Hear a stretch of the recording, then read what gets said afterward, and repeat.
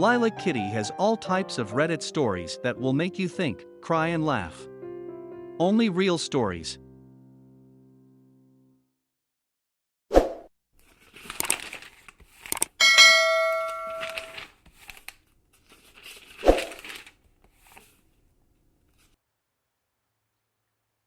I literally just found email after email from my fiancé to his ex-girlfriend belittling me and making fun of me and worse.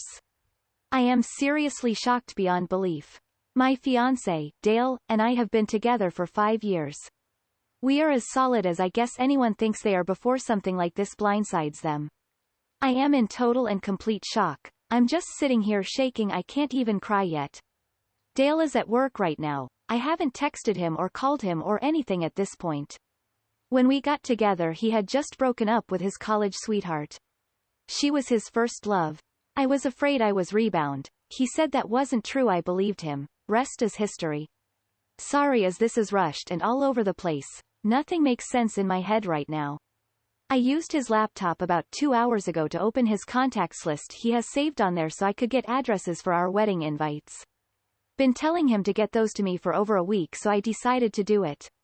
He keeps his contacts info on his email. When I opened his email, I saw an email on the very top of his inbox with the subject line, Jen, not real name. How can I when? The subject line got cut off after that, so I couldn't see more without clicking.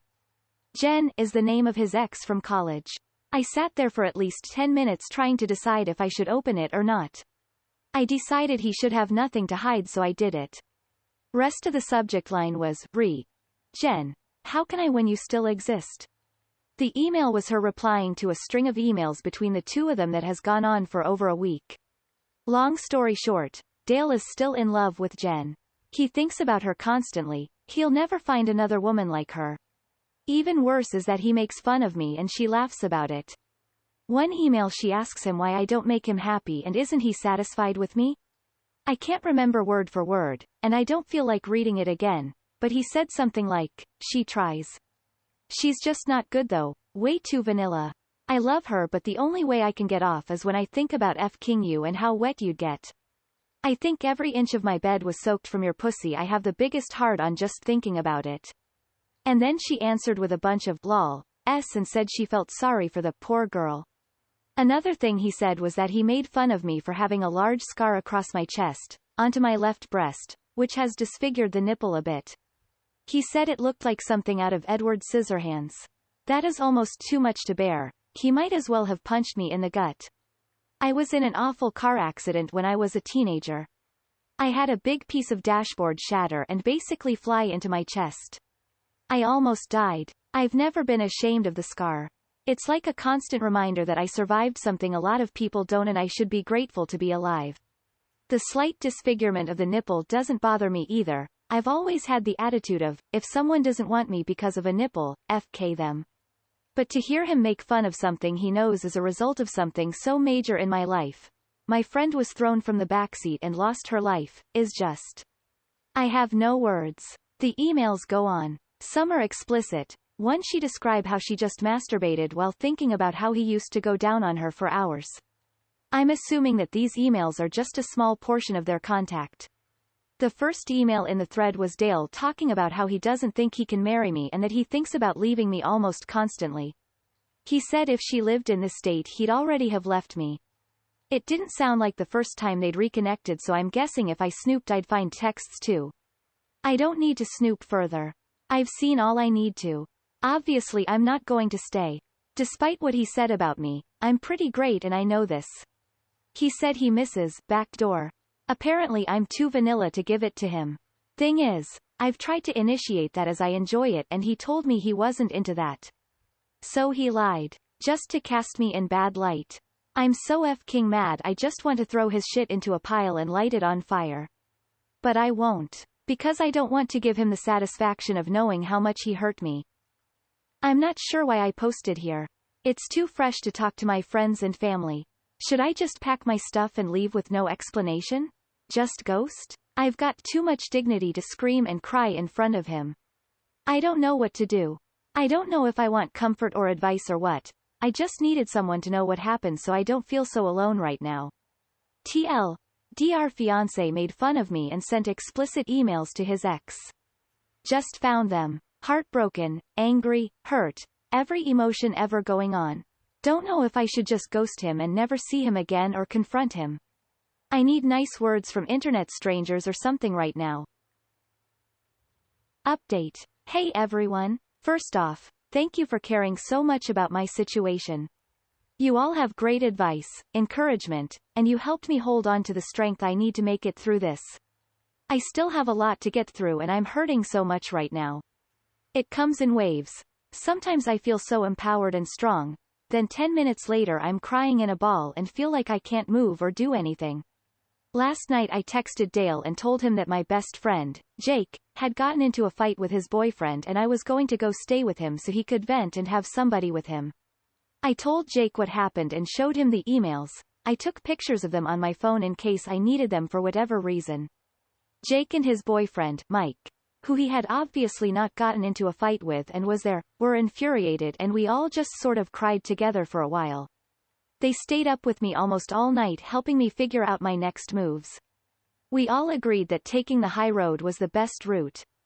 We made a list of all the things that were necessary to get out of the apartment.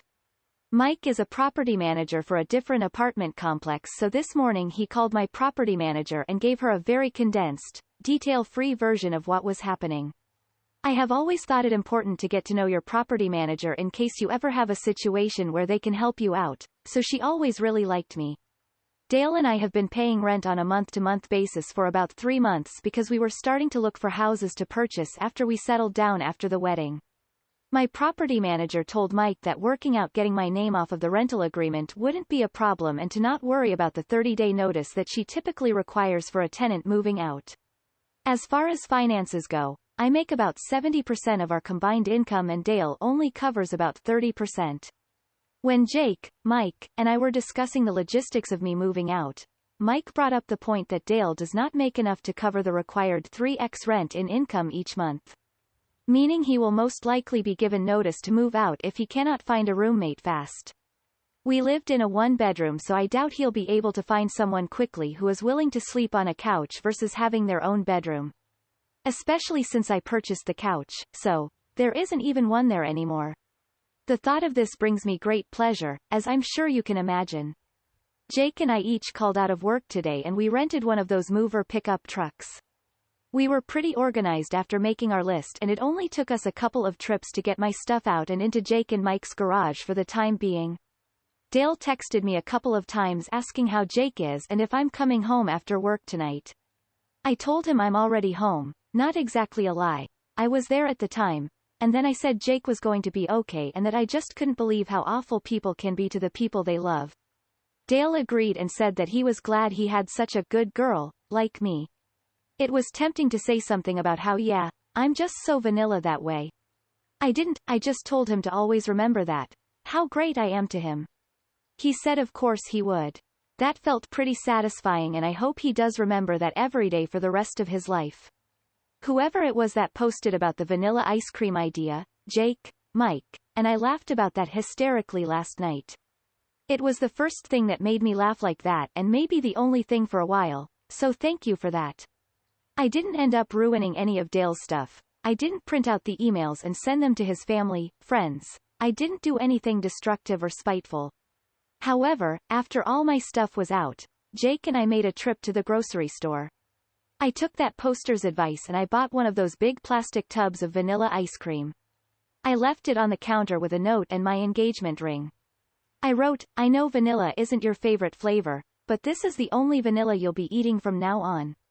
XOXO. I mean, I am human. I had to leave him with a little bit of a bang. So here I am, staying with Mike and Jake for a while. Finding an apartment will be no issue for me. I am comfortable financially on my own with a stable job. I have to deal with the deposits I put down for the venues for both the wedding and the reception. I can't right now, I'm too much of a mess emotionally. I will by the week's end though, as I know I can't put it off any longer if there's any hope at all of getting refunded. I had already booked our honeymoon, but I did pay the extra for insurance if the trip needed to be cancelled. I honestly don't really know what exactly the insurance covers. I'll have to look into it. Whether or not I can get a refund for Dale's ticket, I will be going on my first trip out of the country on my own and I am happy about this. It's one bright thing to look forward to through this whole mess. I will sell my wedding dress, which was a low-cut dress by the way, and showed my scar off as much as a wedding dress can. I guess Dale would have found that gross. Or maybe I'll burn it. Burning it sounds kind of fun because I've been holding back so much on not being destructive in a time where I would have found great, albeit temporary, pleasure in burning everything Dale has ever owned. Burning my dress is something I can do privately that will still be satisfying. I can scream and cry and throw rocks at it, pour lighter fluid all over it, watch it burn, and then cook a s'more over it. Because I love s'mores, so why not? I am walking away from Dale with my head held high. The best revenge is to walk away as dignified as possible and to not sink to his level. I was close with his family, but I'm not going to worry about what he tells them. I am positive it won't be the truth. There is no way he's got the balls and decency to tell them what he did. But I know what he did. He knows what he did, and all the people who truly love me and who I am close with will know what he did. That's all that really matters. Though it's nice to have those emails just in case Dale tries to take things too far or something. I'm going to be okay. I'm having one of my empowered moments. Though I just spent the last hour in the bathtub sobbing. Like I said, waves. Jake told me that Dale isn't worthy of my quirky nipple, and I agree. When I got in my accident, I was lucky that the shrapnel didn't pierce my heart. I did, however, suffer from a pretty significant heart contusion, basically a bruised heart, among other injuries. It was the most painful thing I've ever experienced. So yeah, this situation makes my heart hurt, but my heart has been through much worse and kept on ticking along. Sorry if I rambled a lot. Posting this to you all is like a form of therapy, and the more thoughts that pop up in my mind, I just write them down for you all to read. I haven't told my family and other friends yet. I'll be tackling that soon. I'm glad the invites hadn't already been sent, at least I don't have to send out a cancellation notice. I deleted Dale off all social media and blocked his email address. I didn't block him off my phone yet because, honestly, I'm curious to his reaction. I can promise you all that I will not respond at all. Not to a single text or call. But I can't help but be interested to see how he reacts. I will block him tomorrow though. Mike told me that the second his messages turn ugly or hateful because I'm not responding, block him. He doesn't want Dale to hurt me any more than he already has. He's right, and I really do plan to block him regardless by tomorrow after seeing his initial reaction. I guess that's all I have to update. Thank you all for caring about me. I will continue moving forward, and I will never stop wearing clothes that show my scar. I've never hidden it before, and I'm not going to let some asshole make me feel like I should. From the bottom of my heart, thank you all for your love. You gave amazing comments and messages. I will never forget the nice things you all have said to me. Seriously, thank you. P.S. I think I will dress up as Edward Scissorhands for Halloween. TL. Dr. got my stuff out of the apartment, left fiance with basically no explanation. Besides a tub of vanilla ice cream and a little note. I'm feeling okay at this moment, but it's been up and down all day and will continue to for a long time. Edit. So last night got pretty crazy. It started with Dale playing dumb and asking what was going on, and what did he do? Like I promised all of you, I didn't respond. The dick knew exactly what he'd done. He just kept texting and kept texting. One text that I found particularly infuriating was, "I can't think of anything I have done to deserve this. Whatever you think I've done isn't true. I'm sure you just misunderstood and I can explain. I mean, damn, you didn't have to be so dramatic and just leave me like this." I love how he was already saying that I just misunderstood what I think he's done and that he can explain. He's such a shit person that he wouldn't even just come out and admit to the emails and say he's sorry. And then to call me dramatic. The texts progressed into angry ones. Here is a string of texts from him, word for word, except that I corrected some grammar because his grammar is ridiculous. Each text was probably sent about 2 minutes apart, sometimes less. Just so you understand the level of crazy here, I will refer to myself as L in these because he uses my name a lot and my real name starts with an L, so seems appropriate. I blocked him after this, by the way. Baby, you know how much I love you. I'm at a loss right now. I don't understand. Why won't you answer me? I just tried calling. L, please pick up. We are getting married. I thought you cared about me. I guess I was wrong. I guess you are cold-hearted. L, baby? Are you okay? At least answer me so I know you are okay and not hurt or something. Seriously? L. Seriously, you're a bitch. I didn't mean that. I'm just getting really worried and upset. He took about a 20-minute break between that one and this monstrosity. You know what? I did mean that. You're a f-king bitch for doing this. If you were unhappy you should have told me. I can't believe you would do this to me. I love you. You are just like your father but even worse because at least your mom is ACT and so are you, so who can blame him? Don't ever contact me again or come crawling back, and good luck finding a guy who will love a f-king circus freak bitch. Lol lol lol, dumbass. So that's when I blocked him. I know nothing he said was true but still. This wasn't just an email to his ex. This was something he sent to me directly. I cried a lot after that one. It hit me pretty hard. This is someone I was planning a future with just a couple of days ago. He was so sweet, as far as I knew obviously. He used to kiss my hand almost every morning. It's just such a shock it's hard to wrap my mind around it. Last night was a really tough night to get through for me. I keep reading back what I wrote in this update last night and it helps to keep me feeling strong. I keep reading all of your lovely comments and messages from the original post and it helps to keep me feeling loved and strong. Jake and Mike are wonderful and I'm lucky to have them to hold my hand and help me through this. Though his texts hurt me, they also reaffirmed that he's a spineless weasel and that I 10,000% did the right thing by leaving. He's making it really easy to get over him. Sorry this got so long. I wanted to really include you all in what's happening. Thanks for checking in on me and caring about what happens to me. Love to you all. Little update. Wow. You are all amazing, wonderful people. So much love and support. I'm crying because of all your lovely, sweet messages.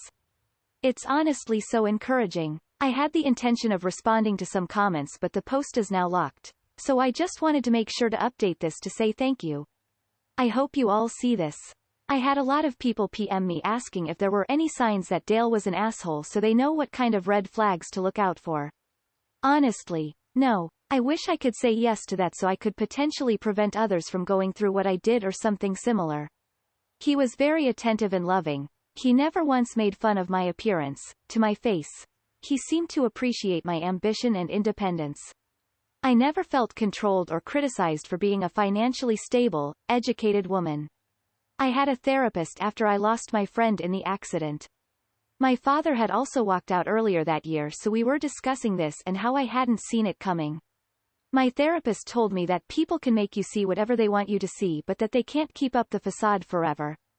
Things almost always come to a head eventually. The only thing you can do is be secure enough with yourself to understand that the faults of others has nothing to do with you. Just make sure you surround yourself with enough good people that you can afford to lose one or two along the way. I suppose that would be my advice on the matter. Love people openly and let yourself be loved, but always keep hold of yourself and make sure you have yourself covered should someone let you down along the way. As far as the dress goes, I believe I will take the advice of many of you and donate it to flood victims in Louisiana. It is a beautiful gown. I think what I will burn instead is my reception dress. I've got to burn something. Closing parenthesis. Thanks Reddit. I sincerely love all of you and wish you the best in all of your life endeavors. I might pop back up in a few weeks to update you all on how I'm doing.